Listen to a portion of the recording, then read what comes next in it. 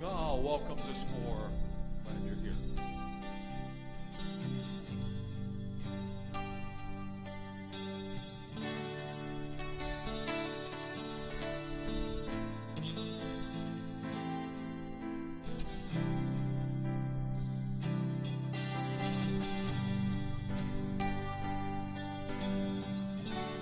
Worthy is the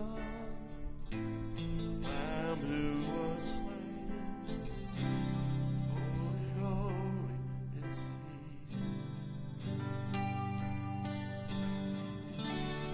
Sing a new song to Him that sits on heaven's mercy. Worthy is the Lamb who was slain. Holy, holy is He.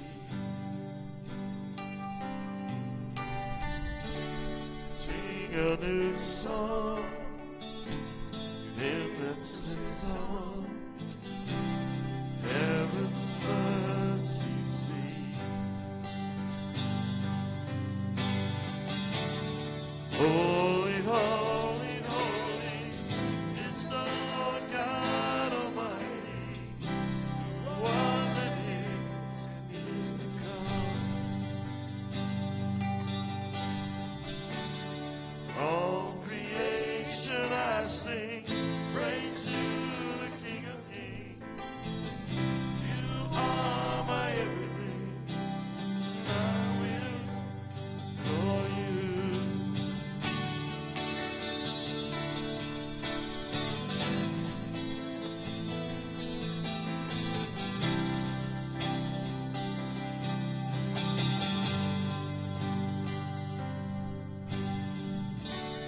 Clothed in rainbows of living color, flash the lightning, thunder. Blessings and honor, strength and glory and power be to you, the only wise King. Holy, holy, holy is the Lord God Almighty, who was and is to come. With all creation I sing praise to the King of Kings. You are my everything, and I will adore you.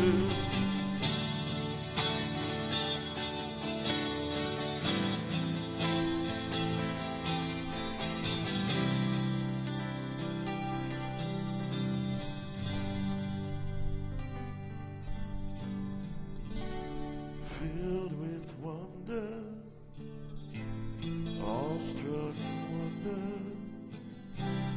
as the mention of your name. Jesus, your name is power, breath and living water, such a marvelous mystery. Holy, holy, holy, Lord God Almighty, was and is to come. With all creation I sing praise to the King of Kings. You are my everything, and I will adore you.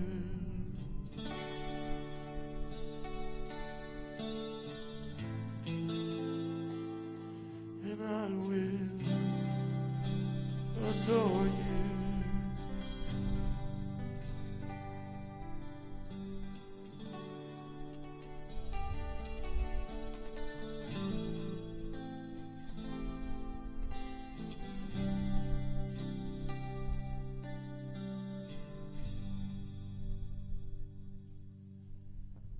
wish y'all could feel that peace. It's just all over the place right now. It's everyone feel that, don't you? Just man. Let's go ahead and start off with the Serenity Prayer. God, grant me the serenity to accept the things I cannot change, the courage to change the things I can, and the wisdom to know the difference. Welcome tonight to Spiritual Principles of Recovery. Everyone that's here, everyone that's online. And it's exciting about some of the things that God's beginning to do and kind of showing us. And I don't know what the deal is right now, but I have noticed in a lot of recovery groups, it seems like I've seen some long-term sobriety decide that it may be an easier and softer way by not participating any longer in their recovery. And that's okay. And it's not one person or two people. It seems like it's been quite a few people. And I guess it's just one of those times where people are starting to question things in their life. But you see, it didn't start off all of a sudden. It was like one day they went, hey, I think I'll just hit a pipe or drink a beer or whatever it may be. And we're going to talk about how they more than likely got there. And so tonight's topic is nurturing the old way of life, or I just like the simple version, right? Nurturing a relapse. Yeah. So if you notice, there was a word in there, right? It's a little bit unusual. And what is it? Nurturing. So if you actually look at the definition of nurturing, it will make sense of why I use that particular word. Well, here we go. The definition is to encourage the growth or development of something or someone. So if you don't sit there and think that a lot of these people, or myself could be included in that, are people who are building this thing, encouraging the growth. It's just in positive growth. See, we all have, a lot of times what we think can only be positive can also work negative. Let me ask you this. Do you find it hard to live one day at a time? Sure, right? It's hard to stay in today. When you were doing the do, did you find it hard to live one day at a time? Not one bit, right? It was like, I knew what I needed to get, I knew what I needed to do, and I'm just staying in today because I'm just getting high, drunk, whatever it is, today. Am I wrong?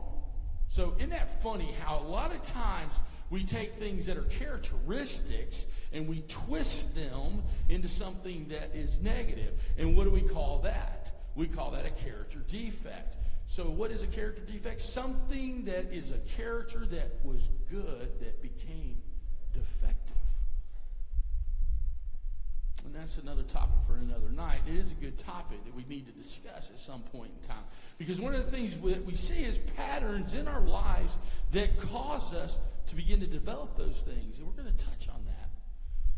So here's the thing. That means that going back to the old way of life is a process. It is. It didn't just happen overnight. I got news for you. I can guarantee you one thing. After doing this deal for over 4 decades, just going back would not be easy. It would take a process. It just comes down to the same thing. You get somebody who has been, let's say they've been sober for 6 months, and you have somebody else that's been sober for 20 years. Which one is it easiest for?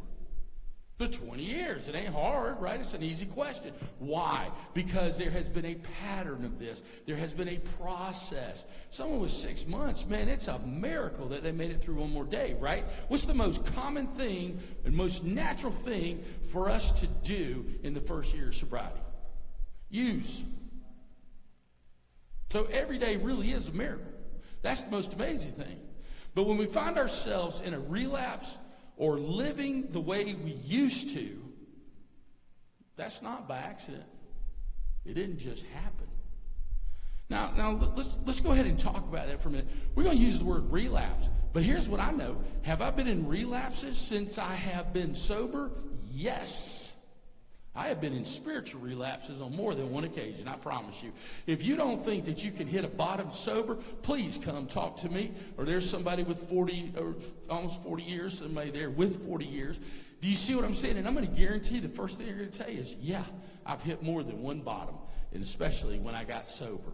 And one of the things that we find when we do that is we start going, how did I get to this point of relapse? Or dry drunk. I hate that term because most of the time, I'll just be honest with you, most of the time when someone goes, you're living in a dry drunk, they've got about 10 or 15 years less than you do. It's kind of like when you get to here, let me know what the deal is. In other words, stop judging. How about this? Yes, I've had a spiritual relapse. And I've got to figure out how to get out of it. It has to do with a series of bad or self-centered decisions. That's really what it comes down to. An example is, and I think about this, I work with a lot of people in CODA, right? Codependency Anonymous. And I think about that, and it's funny because they're like, they go, I know that I need to work on myself before I get in another relationship. And then here comes that other relationship, and she's looking pretty good, or he's looking kind of handsome there.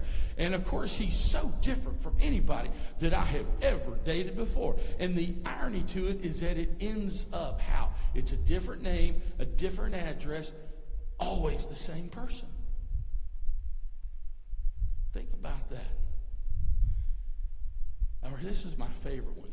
I don't really need any more help now in Codependency Anonymous because I'm in a relationship. Isn't that the very time you ought to be in one even more so? Wow. See, that should tell you something right there. People get addicted, not to people, but to relationships. That's what code is, by the way. It's not an addiction to a person. It's addiction to the chaos of the relationship. Or maybe we've had a physical relapse back into our addiction, whatever that may be. And a lot of times what that is, those are old patterns that came back into our lives. They snuck up on us because we weren't diligent anymore at looking at a lot of things in our life. So we weren't willing to submit ourselves. Now that's an interesting word, isn't it? Submit. Why is it that that word has a connotation that it's like less than? Am I the only one that used to think that way? Am I the only one that may still think? Thank you for being honest. Submission is not a bad thing. Submission is a good thing. Submission only comes when there is trust and relationship. You see? And so one of the things that I have always done is that I have allowed myself to be submitted to certain people. But here was the deal. I wasn't just willing to allow myself to be accountable, but I try to stay transparent with you guys. I really do, almost to a fault. It's always funny with pastors. People want you to be able to relate with each other. You want to relate to me, I want to relate to you, but you hold me on a different standard. So it's always kind of funny being transparent with people because you want to be, and I choose to be, but it's a risk, right? But it's a healthy risk because guess what? It keeps me from doing some stupid things, right? Let's look at Proverbs 26, 11, and 12. And it says, as a dog returns to his vomit, so a fool repeats his foolishness. I've seen some people that look like when they're like intoxicated or high, look like they're trying to go back to their vomit. Am I right? Okay, thank you. Next. There is more hope. I love this. There is more hope for fools than for people who think they are wise. Man, who loves to be around a know-it-all? Yeah, that's what I thought. Ain't nobody in here, right? And I get it, man, because it's like, golly, have you ever met somebody? It's like, well, one time I lifted 200 pounds. And they go, I lifted 205, right? Or, one time, I got to speak in front of, 200 people. They're like, I spoke in front of 210. I have those people in my life. And I just go, whatever, right? Because they don't let the truth stand in the way of a good story. That's one of the things you find out about them very early. They don't care. But here's the other thing. A know-it-all generally doesn't know anything. And you start realizing that real quick, right? And so here's the thing. There are so many people that think they're wise in what? In handling their own recovery. Ooh. I call that self-sponsorship. You know what I call that? Stupid. Because that is like not even, who got you to the program? You didn't. Your situation did. Yeah. But who thought their way to here? Who was the one managing their own life and was failing rapidly? We all were. So when I came here, I decided that I didn't know how to do this. Guess what that's called? Step 2, right? Step 1 tells me that I'm powerless, right? And that my life has become highly manageable under my own, no, unmanageable under my own management, correct? Step 2 tells me what? It tells me that there's a power greater than myself. Is that God? No. Power greater than myself is anyone out there that can help me make a decision that will positively affect my life. Is the judge, is that a power greater than you? When he's sitting up there with a robe on. And so what do? What do you do, Jeremy? Who do you hire? You hire step 2, don't you? You hire an attorney, right? Is that a power greater than yourself? Oh, you better hope so, because you're paying big bucks, right? You see, here's the thing. What does step 2 say? Come on, y'all, come on. The power greater than myself could restore me to sanity. What is the definition of insanity? The ability to make a rational decision and follow through on it. So who is it? It's anybody. Don't forget, God didn't mention till step 3. And now I love step 2 because I lived in it for a long time because I didn't want to have much to do with God. But all of a sudden I started figuring out that these people got faults too. And there had to be something better than them. And I found him. And I found Papa in my life. But the thing is, the biggest thing is, what I'm trying to get to is I stopped running my own life. I'm sure if y'all been here, you stopped running your own life. The whole thing is it's a progressive cycle of relapse. It usually starts with most people feeling a little frustrated in life. We're going to get transparent, right? We're going to be real. And I mentioned this last week, but there was a couple weeks ago where I got so much stuff going on in my life. I'm like, I don't know, it's all chaos. It's just, and guess what? Wasn't real happy. And who do you think I wasn't real happy with more than anyone else? Yeah, me. I agree. But who else? Who? Papa God. Papa God. But the difference today is that I'm submitted and I don't just go, okay, I got problems, whatever, nobody understands. It's not like that. Or maybe not wanting to get past or letting go of my past. See, a lot of us live there. We know better than anyone else about our own life. And so therefore, what should we do? Manage it again. The best thing that happened was when I went to certain people and I said, hey, I'm going through this crisis. I feel like, I pretty much feel like, I believe I told the pastor, I was kind of saying to the pastor, hey, I'm kind of like, I'm upset, mad, and not real happy. And not in those nice words. They weren't bad, but they weren't. It was frustration. But here's the thing. What I stopped doing was following what? Even God. Now, I'm not talking about God is up there. What am I talking about? Good, orderly direction. I quit listening to people who could speak positive in my life. Because God does have skin on him, right? And he shows up all over the place through a lot of other people. And I had to begin to try to listen again. That's what happens is most people just don't listen. And again, there's no submission there. See, that's why I do like what Proverbs tells me to do. And you know what it says do? It says, go find 500 people to be your counselor. No. It says we find good counsel in a few. In a few. You see, because here's the thing. What the truth is, when I get a bunch of people, what I'm actually doing is 2 things. I'm hiding. I'm only going to tell you so much, and you so much. That way I get to hide a little bit from you, and from you. And that gets me nowhere. Because what I'm really looking for, if I get enough people out there, somebody going to co-sign with my junk. Promise you that. Somebody going to say, you the man, you right. Yeah, y'all all laughing back there. Y'all been there too.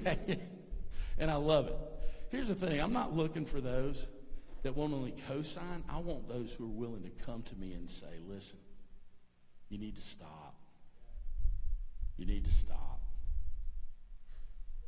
One of my best friends, Huggy Bear, he came to me years ago, and said, you need to stop treating your family the way you're treating them.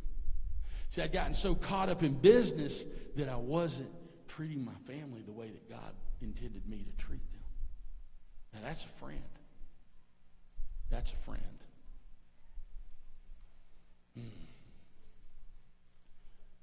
Basically, what I have found over these years is that my mind has two companies, right? And the first one is a manufacturing company, and it basically manufactures a bunch of crap. And the other one is one that buys it, right? And that literally is how I lived my life for a long time. I have to be careful not to fall back in that. See, I never want to go back to the old ways of life just because of circumstances. Circumstances shouldn't dictate anything. When my father died, you know where I was? After I'd left him, guess where I was next? I taught sport that night. But guess what I did after I left sport? Hit a 10 o'clock meeting. Why?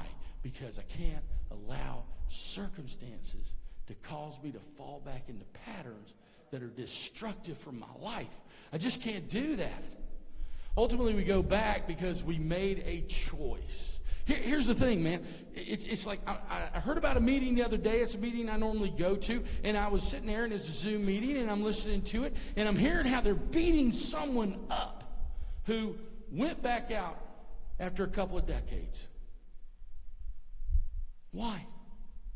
And they're asking the most moronic questions. Why'd you do it? What did it lead to? What happened? But you learn. Shame, shame, shame. Why didn't we just get to the truth? What's the truth, man? Truth is they made a choice to go back out. Put all the circumstances aside. At the end of the day, we make a choice to do what? Stay sober or to use. Simple as that. The problem is that most people, when they get to that point, they begin to compromise their belief system. And so there was nothing else but to do to fall back into old behavior. Let me ask you a question. If you reset a computer, what does it do? First thing it does, it goes back to what? It goes back to where it was, right? It goes back to reset. Default setting. And if we don't do anything with it, it's going to continue to run just like that. So we get a few circumstances going on in our life. Some things happen, and where do we end up? In default. And we don't change the program. So we begin to compromise our belief system to the point that we fall back into not just old lifestyle, but to old behaviors. So when does relapse begin? When does it begin? Come on, talk to me. When does it begin? One of you guys. Okay, where else? In your mind. Does it start when I say, you know what? Just go into the screw-its and say, is that when it starts? On the first drink? Okay, then where did it start? If you knew that wasn't right, where does it start? Picking up is the end of the relapse. That's it, right? Because guess what? It's the end of the relapse because now you're living the old lifestyle. It's not a relapse. It's choice of living. So what happens is we make a decision, and it takes us back into bondage. And we're going to see that in Romans 12:2. Don't copy the behavior and customs of the world, but let God transform you into a new person by changing the way you what? Think. That's important. Then you will learn to know God's will for you, which is good and pleasing and perfect.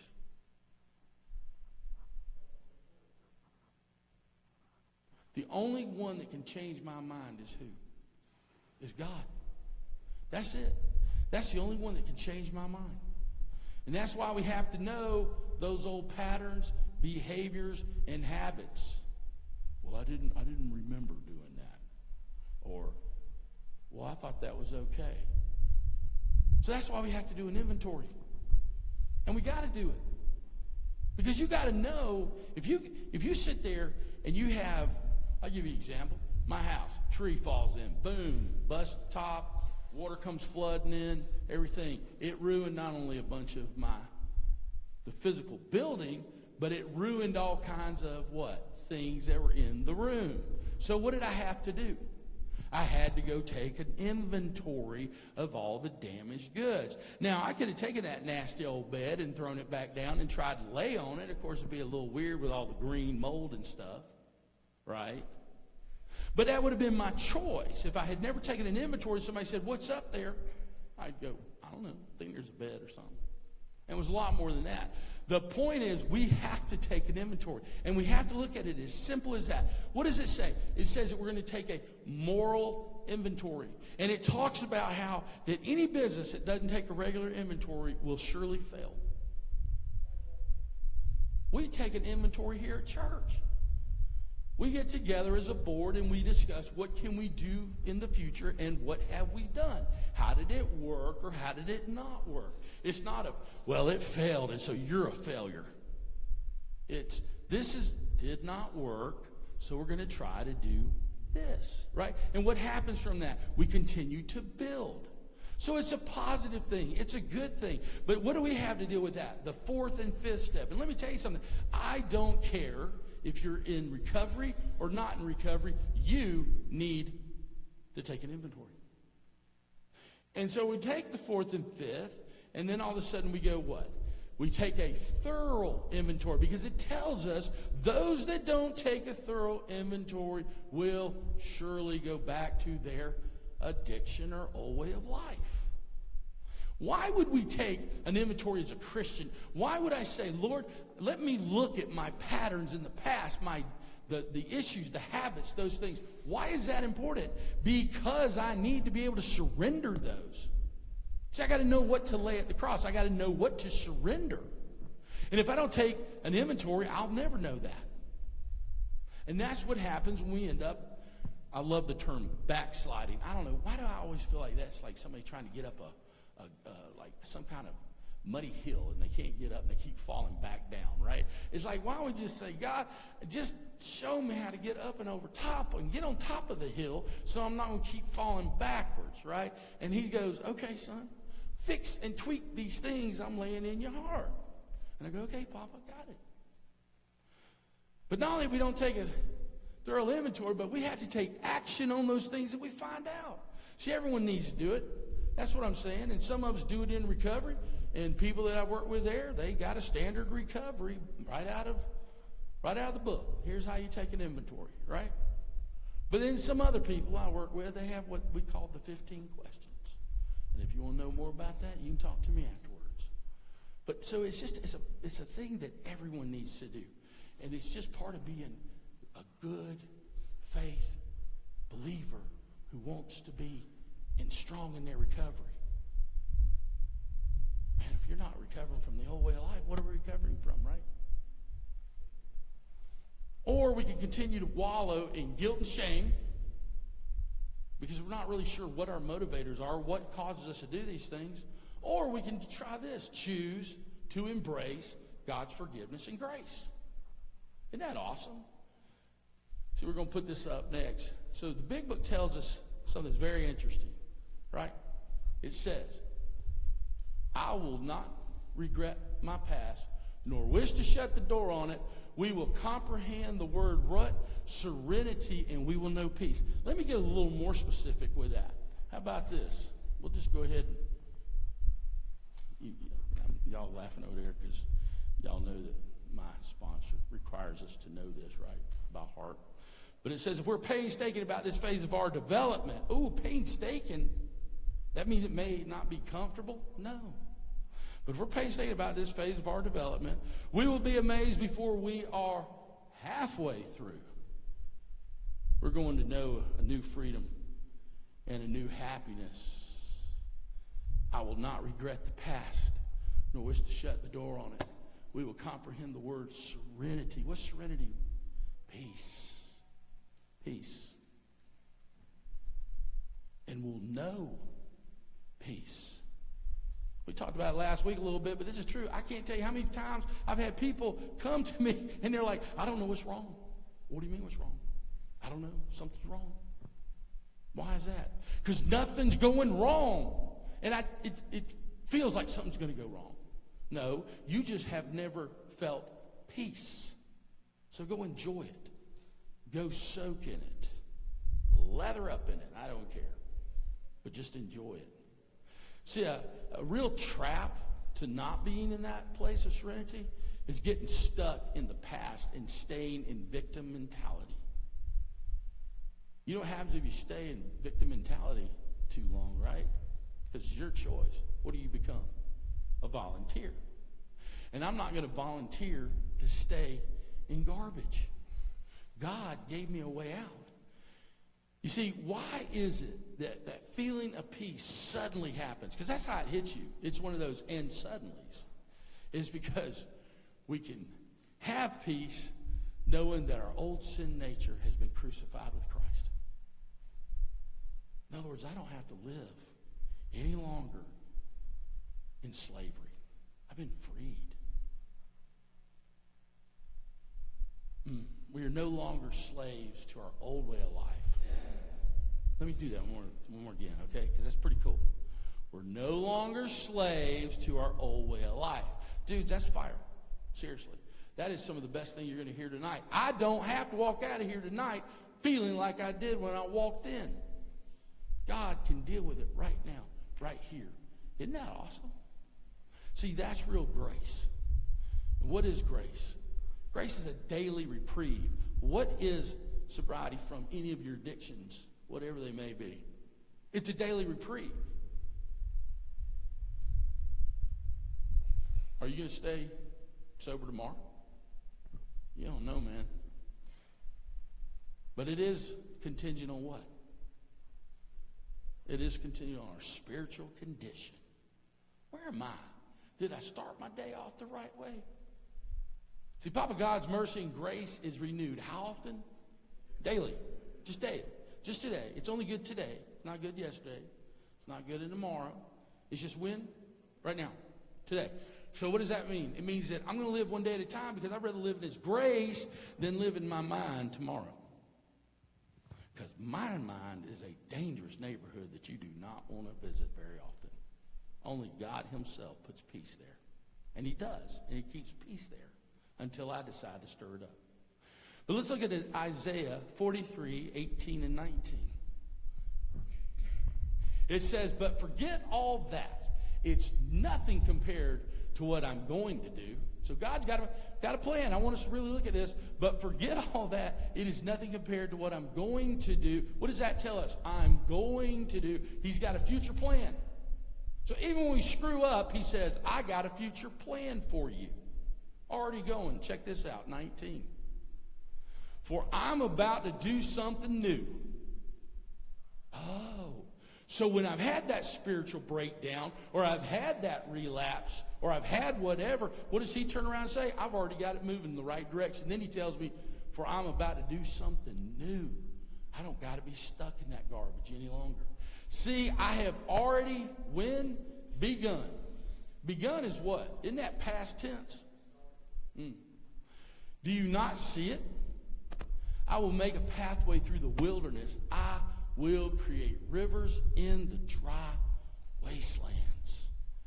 Man, I have gone through those spiritual breakdowns, and it feels like I am in the middle of the desert with ain't no water, and at times I feel like there shouldn't be because I don't deserve it. And yet He says, dude, I've already done something new. You don't even have to worry about it because it's already begun. And when He says, can't you see? You know what He's really saying? He's not saying, can you see the vision? He's saying, can you see me? There's the truth, man. Can I see my hope and glory? Yeah, Papa. I don't know if I can see anything else, but I see you. See, that's the difference. That's why we got to renew our minds daily. That's the solution. We have to be willing to go through a spiritual transformation. If our whole issue really isn't the way I used to live, because I've changed that, what is it? I'm in the process of going through a spiritual what? Transformation. What's transformation means? It means it ain't like the old way. It's all new. And that's where we're heading. He's like, I'm going to transform you into what? Into what I have the plans for you to do. It's an ongoing process, and that's one of the things that we have to begin to understand. See, I can't stand it. It's like when I go into a meeting, my name is Paul, and I'm a recovered alcoholic. Y'all hear the difference? Past tense. I'm recovered, right? You see, I'm not going to go in every day and keep going back to what I was. I stay with what I am because he put me where I am. Because every day has to be a sanctification process. Isn't that one of them big words, sanctification? Why is it that I feel like I should be wearing like some kind of robe with my hood? Oh, right? Sanctified. How about this one? I'm sanctified by the grace of God to be in a place where I want to continue to move forward to his glory. That's sanctification. Ain't none of us going to walk around and go, I am totally sanctified. We are by the blood of Christ. But we're not by our own minds. Well, guess what? If you feel like I can never be there, you're right. Me included. We're not made to be like that. That's why, you know what we do? We learn to lay it down. See, it's tough to die to the flesh. What's that mean? It means I don't going to go back to the old desires. I'm not going to go be stupid at 2 o'clock in the morning. You know where you need to be after midnight? Asleep. Telling you, we have to make decisions in our life that begin to kill that fleshly desire. And as it dies, then that means eventually if you want to go back and do it, you got to go back and resurrect it and put it back on. Breathe life back into it. See, that's the beauty of it. It's a choice now. We're not controlled by it anymore. See, in recovery, we're taught that we suffer from a spiritual dilemma. So it's not just physical. And just because you laid something down doesn't mean it's going to stop. You guys can come up. We have to remember the progression of recovery. And the progression of your salvation experience is the same. Let me help you with it. What did I do? When I got sober, what do you think I did? I stopped using. We get saved, what do we stop doing? Stop using those old way of habits and things. I don't want to be a part of that. And so we begin to change emotionally. I remember years ago, I used to go to this clubhouse, and it was amazing. We led over 40 people to a new manager of their life, right? Named Jesus. And one of the guys was the most miserable dude in the world, just miserable, right? And and life sucked for him. I get it. He'd been a big-time doctor, and his spine he had to get spinal surgery, and his spine got nicked. Put him in a wheelchair. And eventually, he got out of that, but he could never go back again. And so he's bitter because, you see, believe it or not, some doctors actually think they're God. Right? Okay, I thought so. So here's the deal. Changes his life, gets a new manager of his life, and the next thing you know, it's the craziest thing. He's smiling all the time. He's bopping around. He's back out running, bicycling, but he's happy. People notice that.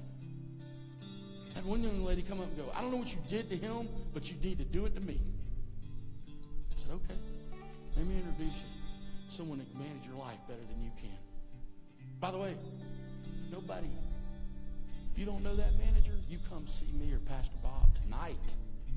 We had that happen a couple weeks ago, praise God. And I believe it's changed his life. But the point is that he changed emotionally. we all do. And then finally, we start believing and understanding that something's got to change in me spiritually. I can't live like this anymore. And now I'm fairly happy. I don't do what I used to do. What can I do? Okay, God, if you're real. How many of y'all started off? That was me. If you're real, show up. Man, not only did he show up, he showed out. It was unbelievable. So we get that. We got that spiritual thing going. Then all of a sudden the enemy comes one day. And all that stuff we've talked about, frustration, not being submitted. Oh, I'm submitted, man. I've had 3 sponsors in over 40 years.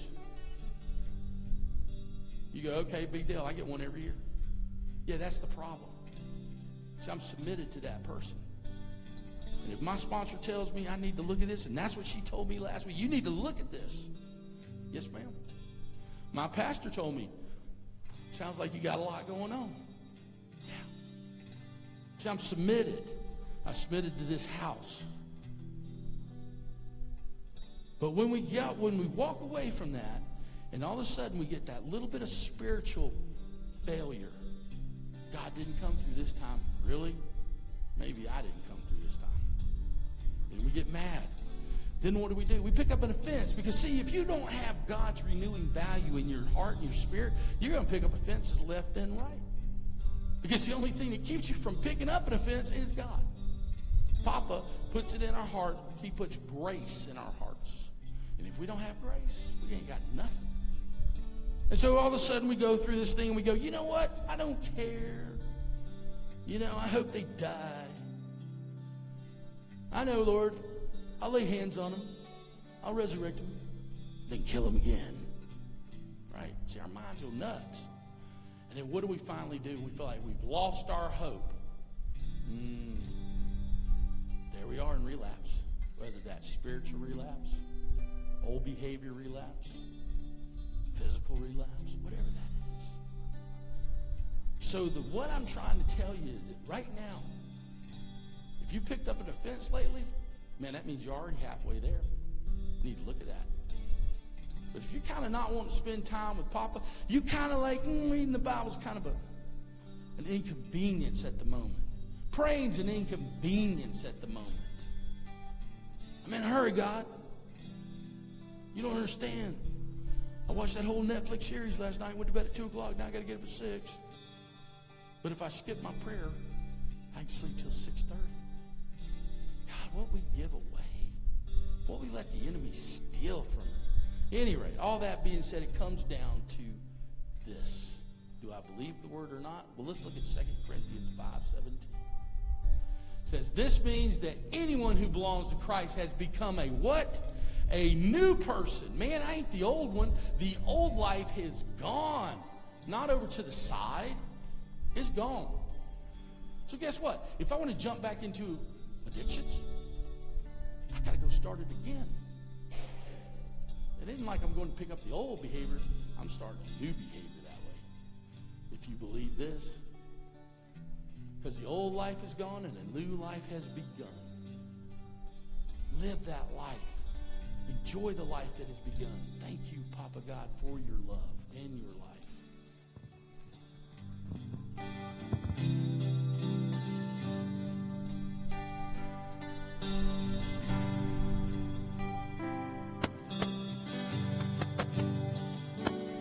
Lord, I come, I confess, bowing down, I find my rest. Without you, I fall apart. You're the one that guides my heart. Lord, I need you. Oh, I need you. Every hour I need you. My one defense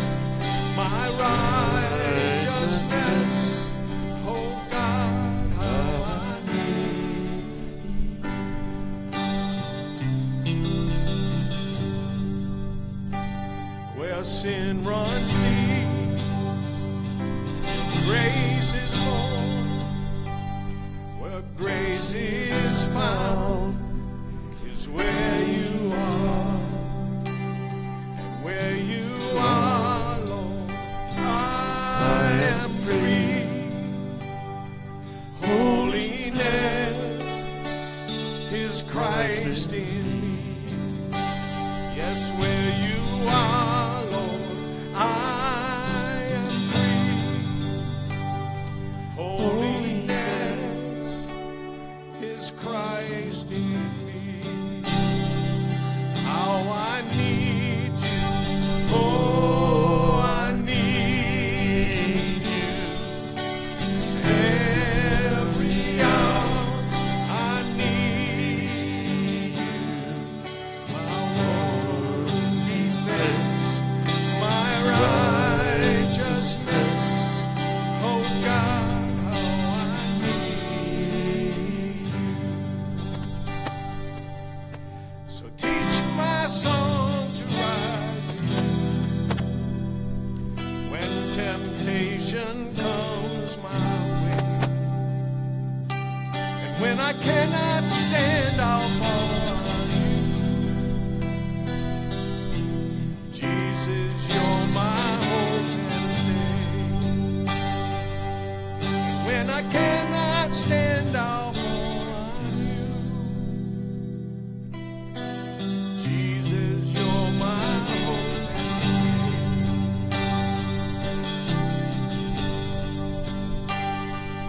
Lord, I need you. Oh, I need you. Every hour I need you. My one defense, my righteousness. Oh God, how I need you. My one defense, my righteousness. Oh God, how I